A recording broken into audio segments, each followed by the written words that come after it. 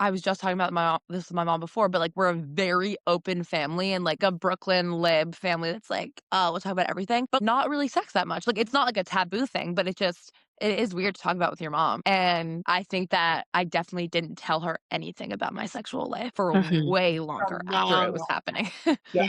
And that's weird even though, like, we have such a close relationship. I could tell her, like, everything, and I mean, everyone knows this, but it's just interesting that that is the one thing that people can't really talk to their family about. Have you all heard the saying 8 is too late? No. No.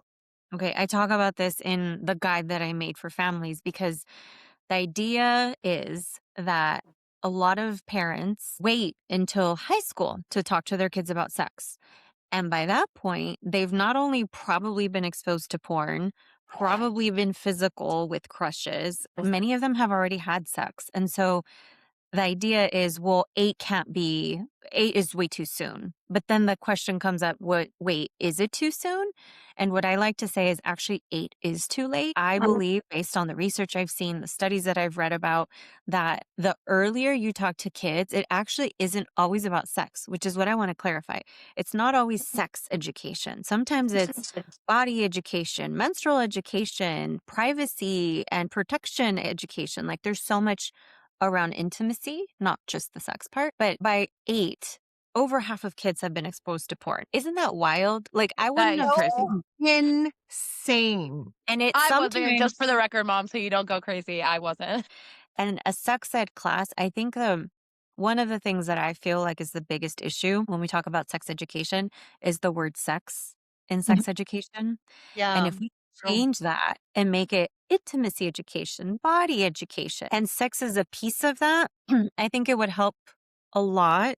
But we can't wait for the school system to Right. have a comprehensive sex education program. Like, On campus, you're the first girl this major. Were you known as sexology girl? Were, like, the guys like, "Oh, like, she studies sex. She probably wants to have sex with me."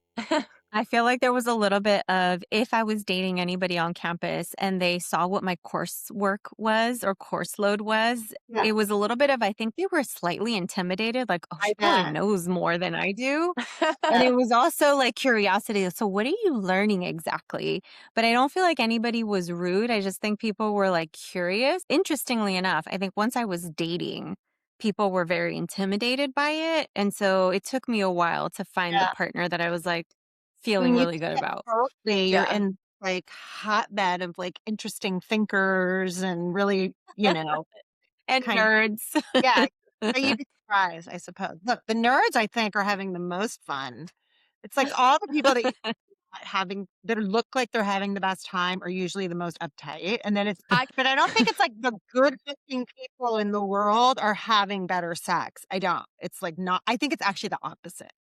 I have no way to prove that, but that is my hypothesis. And I think people always, I do get asked that a lot, like, who's having the best sex? And I have to tell you, there isn't like a group. It's people that are open to it. And it's usually people who are masturbating. They tend to be better lovers. We could talk about it. Yes.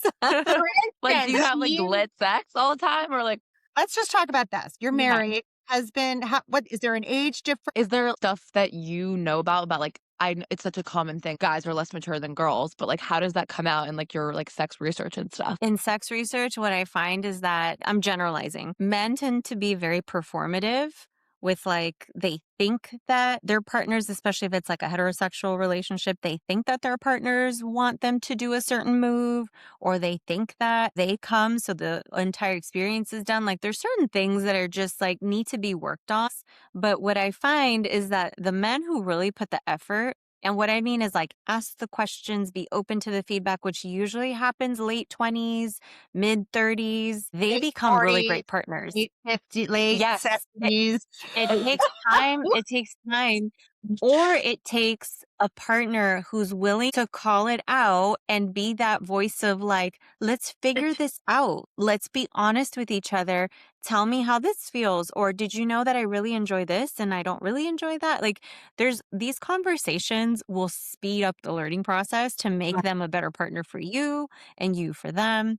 But eventually what can happen if anybody, female, male, non-gender binary is putting the effort in to be a good partner and the sexual communication is there, they become such a good sex partner that there's this effect on the other partner, like they almost feel like they're addicted to them because they know their body so well is what it feels like. And it's almost this high, you can't stop thinking about it after it's happening.